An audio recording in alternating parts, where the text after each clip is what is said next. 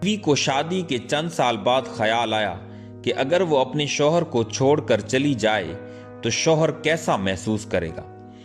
उसने एक कागज पर लिखा, अब मैं तुम्हारे साथ और नहीं रह सकती, मैं अब बोर हो गई हूं, घर छोड़कर जा रही हूं हमेशा के लिए। शौहर आया और उसने मेज पर रखा कागज पढ़ा। कुछ देर की खामोशी के बाद उसने कागज पर कुछ लिखा, फिर वो खुशी के मारे झूमने लगा। फिर उसने किसी को फोन किया और कहा, आज मैं आजाद हो गया। शायद मेरी बेवकूफ बीवी को समझ आ गया कि वो मेरे लायक ही नहीं थी।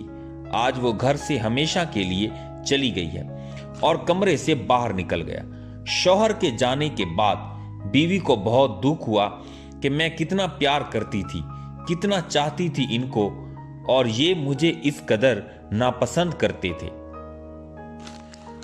वो बाहर निकली और टेबल पर पड़ा हुआ कागज उठाया और पढ़ने लगी। उस पर लिखा था, मुझे खुद से ज्यादा तुम पर यकीन है, इसलिए तुम मुझे कभी छोड़कर नहीं जा सकती। मुझे पता है कि तुम यहीं कहीं हो। मेरी जिंदगी में खुशियां तेरे आने से हैं, आधी सताने से, आधी तुझे मनाने से। शौहर और बीवी एक दूसरे का साया होते हैं, और साए के बिना इंसान तन्हा रह जाता है।